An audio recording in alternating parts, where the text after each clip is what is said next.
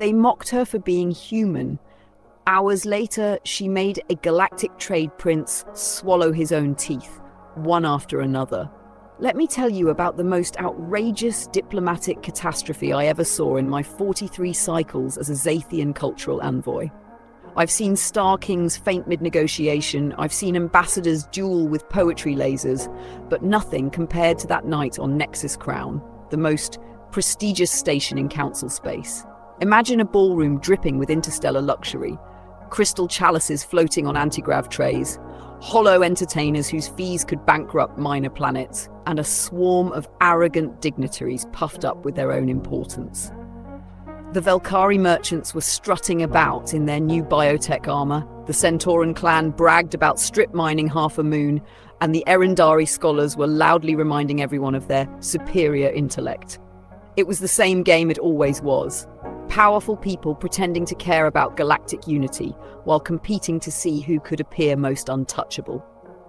The gossip that night, irritatingly enough, kept circling back to humans, specifically how laughably primitive they were. "Did you hear?" drawled Councillor Gex Morath, 4 golden eyes flashing with cruel amusement. "They still fight with bare hands like wild beasts."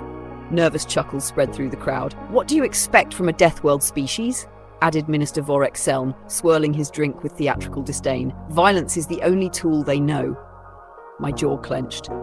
Sure, Earth was a brutal cradle, but the way these pompous frauds spoke, you'd think humans were cave apes, grunting over fire. None of them had ever actually met one.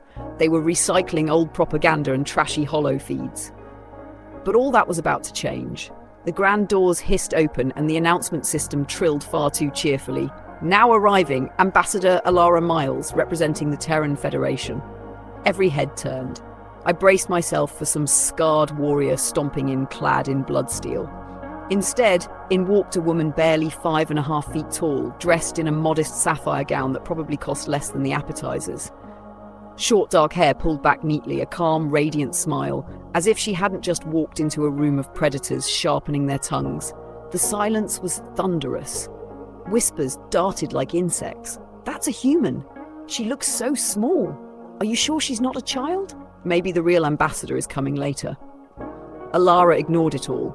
She approached Councillor Morath with poise, extended her hand and said in flawless cadence, "It's an honor. I've read your essays on trade routes. Brilliant work." He looked as though she'd handed him a live grenade, muttering thanks while blinking in disbelief. I was impressed. Either she was oblivious to the venom around her, or she was made of titanium nerve. She glided through the hall as if she belonged, asking sharp questions about treaties and cultural programs, but the looks she received told another story. Half the room saw her as a dangerous animal, the other half as some novelty pet. As the night stretched, mockery grew bolder. "Can you imagine," boomed Trade Councillor Rel Varric, "settling disputes with fists in this century?" Laughter erupted. "And they even pay to watch it," added cultural attaché Zelordren. "They call it martial arts. Barbarism as entertainment." More laughter, cameras raised to capture the Terran slip-up they all craved. Alara fetched a glass of wine, her smile still fixed, but I noticed the shift, precision in her steps, a tightening of her posture. "I wonder if it even understands us," sneered Minister Glorvac, not lowering his voice. "Humans lack true cognition compared to evolved species." "Oh, she understands," replied Ambassador Theron slyly.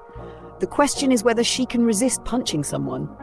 The room chuckled, certain she would snap, but Alara only set her glass down, turned slowly and walked straight toward the tallest figure in the crowd.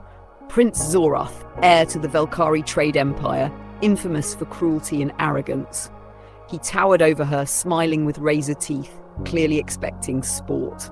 Alara's voice was calm, clear and deadly sharp. "Tell me, High Prince, in your culture is mockery a substitute for courage?" The laughter faltered. Zorath leaned down, sneering, "Careful, little human. Words can cost you dearly." Alara's smile widened just a fraction. "Then let me pay in a currency you'll understand." No one saw her move. 1 second the prince was smirking, the next he was on his knees, clutching his jaw, choking as blood spattered the polished floor. Alara hadn't raised her voice, hadn't broken her composure, just dismantled him with terrifying efficiency, forcing him, tooth by tooth, to spit and swallow. Gasps rippled like shockwaves. Recording devices clattered to the floor as diplomats forgot to breathe. By the time guards surged forward, Alara had already stepped back, brushing a fleck of red from her dress. "Consider this," she said, voice even. "Humans are not primitives. We are polite until provoked. And when provoked, we end wars, not debates." The hall stood frozen. That was the night the galaxy stopped laughing at humans. That remark earned the loudest laugh of the night. Several aliens even clapped, delighted by the cruelty. I felt my chest tighten. Prejudice was nothing new in galactic politics, but this wasn't politics anymore. It was theatre, and Ambassador Alara Miles had been cast as the spectacle. The remarkable thing was how she endured it with elegance no one in that hall deserved. Yet, beneath her polite composure, I noticed something shifting. The way she angled her body, how her eyes tracked each insult, cataloguing every offender. She wasn't merely tolerating this, she was studying them, mapping their weaknesses like a predator with infinite patience. That realization made my scales crawl. 2 hours in, the evening collapsed into catastrophe. And of course, the spark was lit by Prince Zorath, heir to the Velcari Trade Consortium, a living monument to why unchecked privilege should be considered a galactic crime. Nearly 8 feet tall, wrapped in gleaming purple bio-armor that screamed wealth without wisdom, he paraded into her path with his entourage of sycophants. They closed in around her near the refreshment table, grinning like carrion beasts scenting blood. "Well, well!" Zorath bellowed, his voice booming across the hall. "If it isn't our little savage, tell me, human, do your people still breed through combat? I've heard the stories." Laughter erupted, sharp and ugly.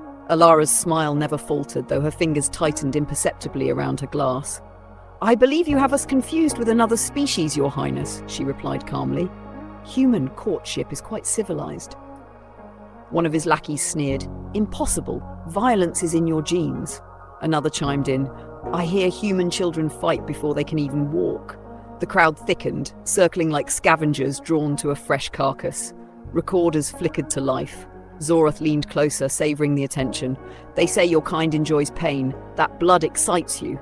His words dripped cruelty. Alara set her glass down with deliberate care and faced him fully. "Perhaps we should continue this privately," she offered. The prince roared with laughter. "Privately? No, little predator. Everyone here should see what you really are." His bulk loomed over her, blocking every escape. She tried to step aside, but his cronies closed ranks. The air in the hall curdled into silence. Even I, bound by neutrality, wanted to tear through protocol and intervene. Then came the mistake, the fatal mistake.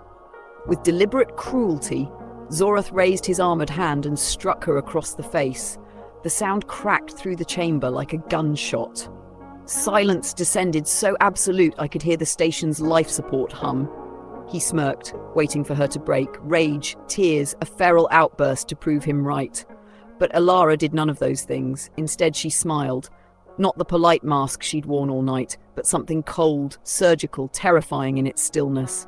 She touched her cheek lightly, smoothed her gown, and whispered, "Thank you. I was hoping you'd do that." Colour drained from Zorath's skin. Whispers swept the hall. Beings backed away toward the exits. Alara took a single step closer, her voice even. "You've made a very interesting choice tonight, Your Highness. I wonder if you're prepared for the consequences." His bravado faltered. "Consequences? You're nothing but..." "I invoke Kethvaran," she cut in, her words slicing through the chamber like a blade. Every Velcari in the room froze. Glasses slipped from trembling hands. Kethvaran, the ancient Velcari honor code of trial by single combat. Once invoked, refusal meant eternal disgrace for the challenger's bloodline. And since he had struck her before hundreds of witnesses, the conditions were perfect. You can't," Zorath stammered, panic bleaching his skin. "You're not Velcari. You have no right." Alara's tone was calm, almost academic. Article 7 of the Diplomatic Accord. Any accredited ambassador may invoke the cultural justice systems of a member species when wronged by its representative. Your own lawyers wrote that clause, I believe. Murmurs spread like wildfire. A human, a so-called primitive, had just cornered one of the galaxy's most powerful heirs with his own people's laws. Alara clasped her hands behind her back, her stance radiating absolute confidence. "We settle this as tradition demands. No armor, No weapons, no machines, flesh against flesh. The words rang like a death sentence. Zorath's mouth opened, but no protest came because there was no escape. Cameras hovered, every eye fixed on him, and in that silence, Ilara's smile widened into something unforgettable. "Let the galaxy witness," she said softly, "what humans do when mocked by cowards." That night, history pivoted, not because a human won a duel, but because every diplomat in that room understood something chilling. Humans had never been primitive. They had only been waiting. The clash was set, and the galaxy could hardly believe what it was about to witness. Natural strength and brute size stood against something far smaller, something the crowd dismissed as fragile. Whispers rippled across the chamber as dignitaries frantically searched through their holoscreens, pulling up forgotten scrolls on ancient Velcaran dueling rites. The betting markets went mad, odds rising and crashing with every passing second. On one side stood Gex Morath, nearly 8 feet of armoured fury, a mountain of muscle and chitin with a presence that radiated menace. On the other side was Leora Mendes, a human no taller than his chest, dressed in what moments ago had been nothing more than cocktail attire. She looked less like a combatant and more like someone who'd struggle with an unyielding jar of preserves. Every reasonable wager was on the trade prince. Gex sneered, trying to mask his unease beneath layers of arrogance, declaring the duel beneath him. But when Leora tilted her head and asked, sweetly, innocently, if he was refusing in front of his own consortium, the weight of Velcaran pride cornered him. His own kin shifted uncomfortably, and he had no choice but to snarl acceptance. "Fine," he spat, "but do not expect mercy, little savage." Her smile only widened as she whispered back, "Oh, your grace, I wouldn't dream of it." Within minutes, the regal hall was stripped of its grandeur and reforged into an arena. Security cleared the space, activated containment fields, and arranged holo cameras so the entire galaxy could witness what was about to unfold. To them, this was perfect entertainment, a fragile human about to be shattered by a titan. Odds reached 50-1, with some bookmakers practically giving away fortunes to anyone reckless enough to bet on Leora. I heard the laughter of envoys who clutched their betting slips with glee, certain they were watching history's shortest duel. The casual cruelty of it made my stomach churn. Gex disrobed, revealing his full bio-armor, plates of hardened carapace interlaced with muscles honed through decades of blood trials. He flexed and postured, reveling in the spectacle, every movement a performance for his peers. Across from him, Leora removed only her heels, tying her hair back with a simple motion. She stood still, eyes closed, breathing steady, a picture not of fear but of absolute focus. The contrast was almost absurd, the monstrous alien prince basking in his own power, and the lone human standing quietly in borrowed dignity. The officiator, an elder Velcaran, struck his staff against the deck with a metallic thunder. Let combat begin. Gex Morath thundered forward with all the grace of a runaway warship, fists swinging in arcs wide enough to crush steel bulkheads.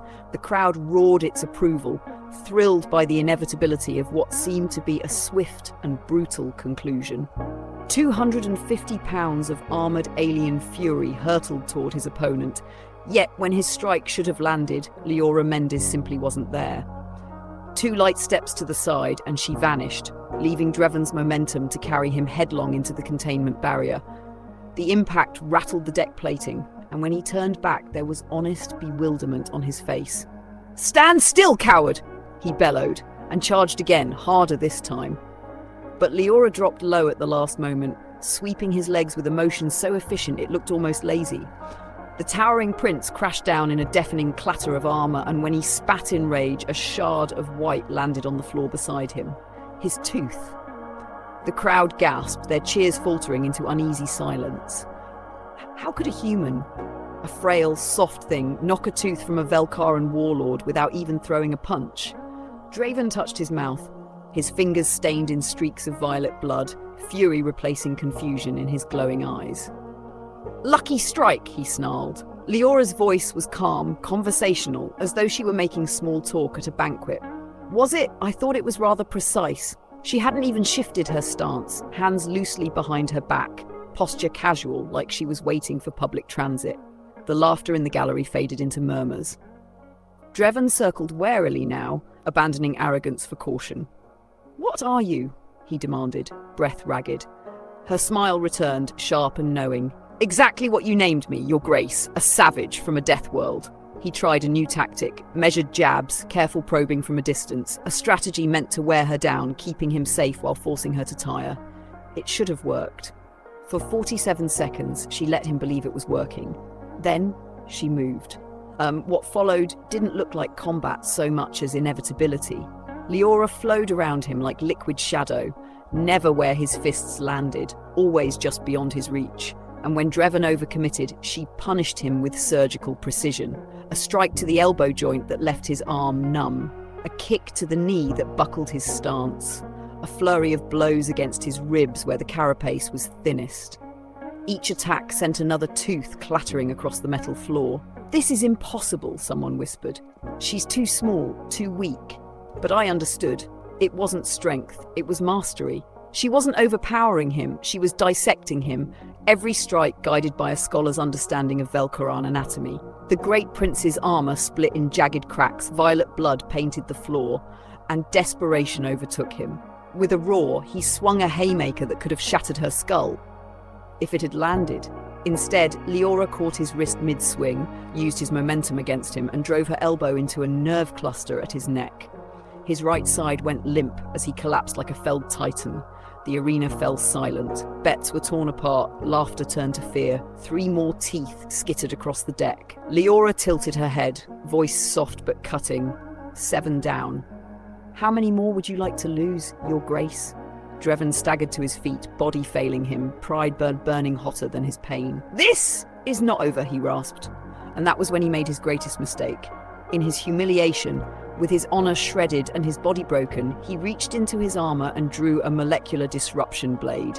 The gasp that swept through the crowd was audible even over the dampeners.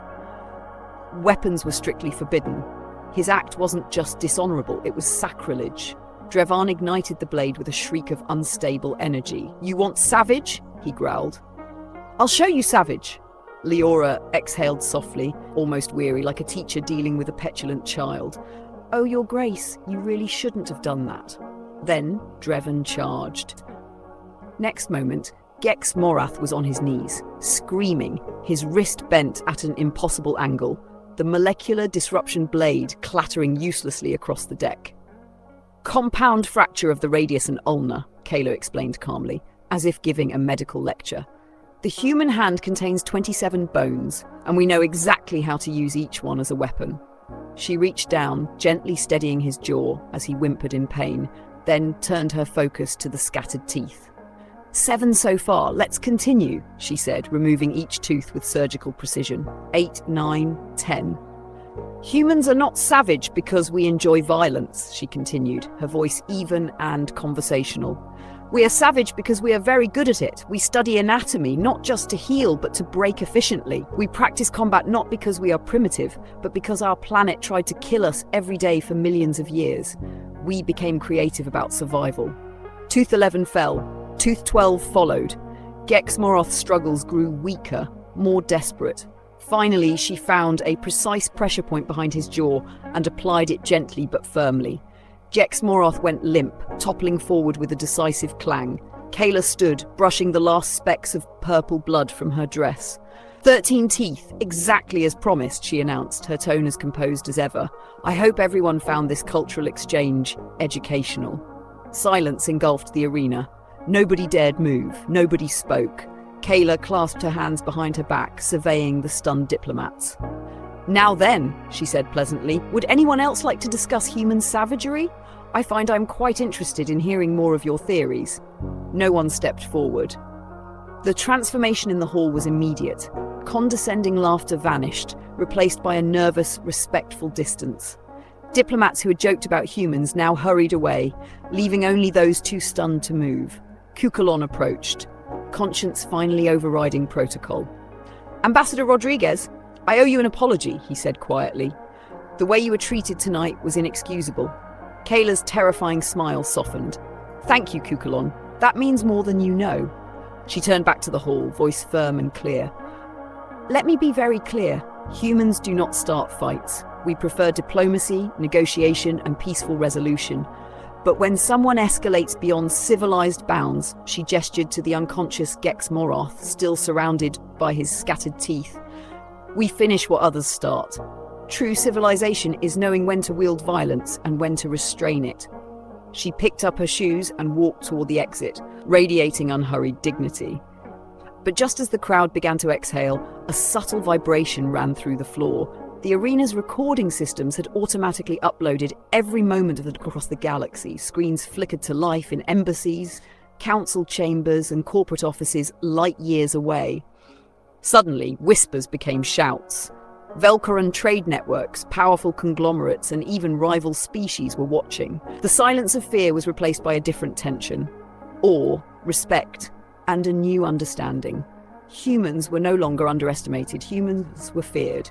Kayla turned one last time toward the hall, a small, knowing smile playing on her lips. Good evening, everyone. I trust the rest of your cultural exchange will be equally enlightening. With that, Ambassador Kayla Rodriguez left, leaving a galaxy forever reconsidering what it meant to face a human.